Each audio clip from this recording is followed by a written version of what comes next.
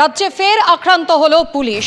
সোনা প্রতারণার অভিযোগে অভিযুক্তকে গ্রেফতার করতে গিয়ে আক্রান্ত হতে হলো পুলিশকে। এমনকি উর্দিধারীকে লক্ষ্য করে গুলি চালানোর পর্যন্ত অভিযোগ সামনে এসেছে। দক্ষিণ 24 পরগনার কুলতলিতে যে ভয়ানক ঘটনা ঘটেছে, যেখানে পুলিশ সূত্রে দাবি করা হচ্ছে যে পুরনো সোনা কম দামে বিক্রির নামে 12 লক্ষ টাকা প্রতারণার অভিযোগ উঠেছে সাদ্দাম সর্দার নামে এক ব্যক্তির বিরুদ্ধে। তার বাড়ি কুলতলি থানার পয়তারহাট এলাকায়। সোমবার সকালে তার বাড়িতে যায় পুলিশ। বারুইপুর পুলিশ জেলার এসপি জানিয়েছেন, অভিযুক্তকে ধরতে গেলে তার বাড়ির লোকজন এবং গ্রামের বেশ কয়েকজন বাসিন্দা বিক্ষোভ দেখাতে শুরু করে, যারা নিজেরাও নকল সোনার কারবারের সঙ্গে জড়িত বলে অনুমান। প্রায় শতাধিক লোক পুলিশকে ঘিরে ধরে। এরপর পুলিশ যখন অভিযুক্তকে ধরে নিয়ে আসার চেষ্টা করছে, ঠিক তখনই হামলা চালানো হয়।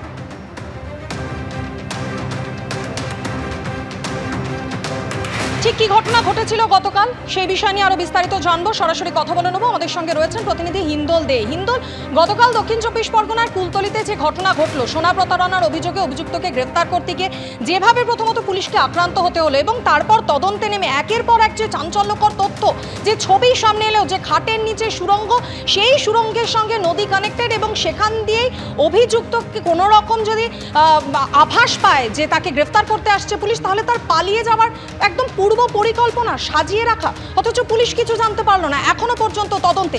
আর কি কি তথ্য সামনে আসছে হিন্দল?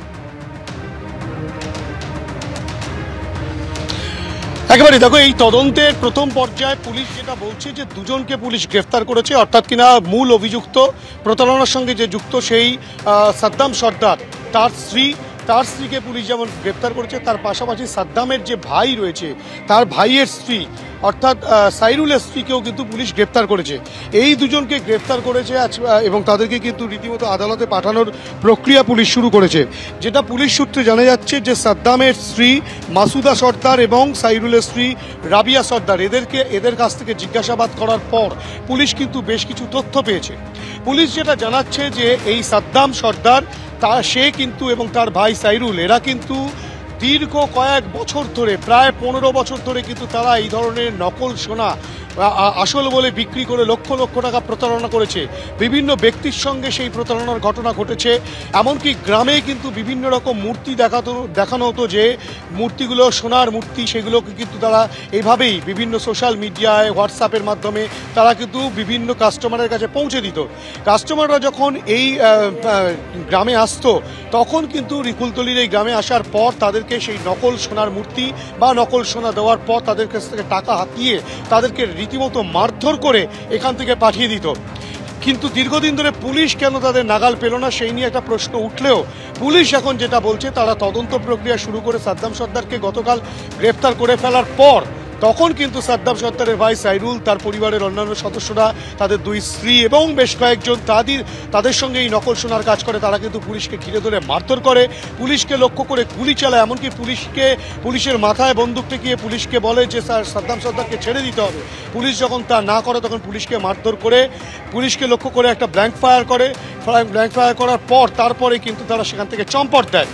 এবং এই ঘটনার তদন্তে কিন্তু একেবারে নয়া মোড়, যে একেবারে সাদ্দাম সর্দারের একতলা বাড়ির খাটের নিচে একটা কিন্তু যে সুড়ঙ্গ পাওয়া গেছে, যে সুড়ঙ্গ সাদ্দাম সর্দারের বাড়ির গালাগোয়া খাল পর্যন্ত গেছে, প্রায় 500 ফুট পর্যন্ত দূর। সেই খাল দিয়ে কিন্তু বিভিন্ন দিকে চলে যাওয়া যায় ডিঙি নৌকা বা নৌকা করে। স্বাভাবিকভাবে তারা কি বেগতিক বুঝলে সেই খাল ধরেই বেরিয়ে যেত বিভিন্ন দিকে, নাকি লোকচক্ষুর আড়ালে যাতে কোনো মানুষ জানতে না পারে সেখান থেকে বেআইনি কার্যকলাপ করার জন্য সেই খাল রেখেছিল, সেখান থেকে কি কোনো রকম আগ্নেয়াস্ত্র বিক্রির কাজ চলতো, সেই বিষয়গুলোও কিন্তু পুলিশ খতিয়ে দেখছে। কেননা পুলিশ ইতিমধ্যেই যেটা বলছে, তারা কিন্তু যেটা জানতে পেরেছে প্রাথমিক তদন্তে, তারা কিন্তু জাল নোটের ব্যবসা করতো, তেমনটাও কিন্তু পুলিশ প্রাথমিক তদন্তে জানতে পেরেছে। গোটা ঘটনার তদন্ত প্রক্রিয়া চলছে, কিন্তু মূল দুই অভিযুক্ত এখনো পর্যন্ত ফেরার।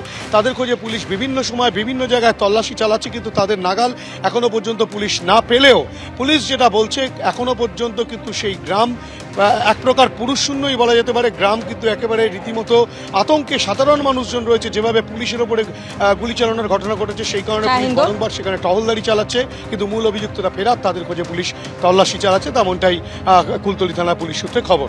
অবশ্যই পরবর্তী পরিস্থিতির দিকেও নজর থাকবে। এখনকার মতো ধন্যবাদ হিন্দল তোমায়।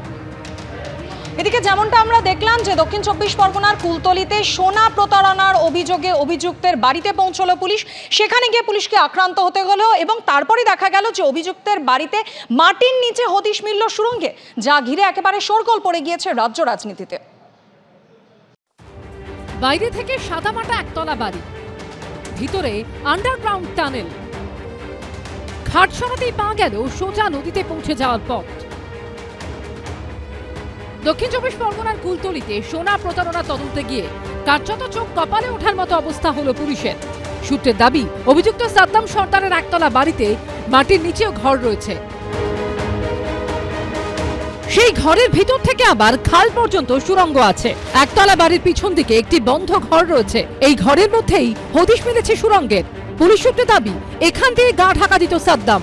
ঘরের মেঝেতে খোঁড়া সুড়ঙ্গের শুরুতেই রয়েছে একটি গেট। সেখান থেকে সুড়ঙ্গ এসে মিশেছে পাশের খালে। সাদ্দাম সর্দারের ঘরের ভেতরে আমরা রয়েছি। পুলিশ যেটা উদ্ধার করেছে যে সাদ্দাম সর্দারের ঘরের ভিতরে এই যে অংশ যেটা তালাবন্ধ অবস্থায় ছিল, সেখানে এখনো পর্যন্ত একটি খাট রয়েছে। সেই খাটের নিচে কিন্তু একটা সুড়ঙ্গে যাওয়ার যে রাস্তা, সেই রাস্তা কিন্তু একেবারে করা রয়েছে। ক্যামেরা পার্সন সন্দীপ সাধুকাকে বলবো সেই ছবি দেখাতে। সেই সুড়ঙ্গে যাওয়ার রাস্তা, যদি কোনো রকম বেগতিক পরিস্থিতি তৈরি হয়, পুলিশ চলে আসে, কোনো রকমভাবে সাদ্দাম সর্দার তার পরিবারের সদস্যরা বাইরে বেরোতে না পারে, তখন কিন্তু তারা ঠিক এই রাস্তা দিয়ে, এই সুড়ঙ্গের সামনে একটি গেট করা আছে, সেই গেট দিয়ে কিন্তু একেবারে সুড়ঙ্গ পথ ধরে খালের কাছে পৌঁছে যেত এবং সেখানে তখন কিন্তু এখানে একটা ডিঙি নৌকা রাখা থাকতো। সেই ডিঙি নৌকা করে তারা কিন্তু বিভিন্ন নদীর দিকে পাড়ি দিত, তেমনটাই পুলিশ জানতে পেরেছে। সেই সুড়ঙ্গ পথ বেরোচ্ছে বাড়ির একেবারে পাশ দিয়ে। এই যে জায়গা, ক্যামেরা পার্সন সন্দীপ সাধুকাকে বলবো দেখাতে, এই জায়গা যেটা কংক্রিট দিয়ে পুরো একেবারে তৈরি করা, ভেতরে কিন্তু গভীর পর্যন্ত সুড়ঙ্গ রয়েছে। সেই সুড়ঙ্গ এসে মিলছে একেবারে এই যে খাল, সেই খালে। পুলিশ সূত্রে দাবি করা হচ্ছে, সেখান থেকে এই দিন পালিয়ে যাওয়ার চেষ্টা করেছিল মূল অভিযুক্ত, কিন্তু ধরা পড়ে যায়। এরপর পুলিশ যখন তাকে নিয়ে আসছিল, তখনই দাদাকে ছিনিয়ে নিয়ে পালায় ভাই। হিন্দল দে ও সুকান্ত দাসের রিপোর্ট, এবিপি আনন্দ।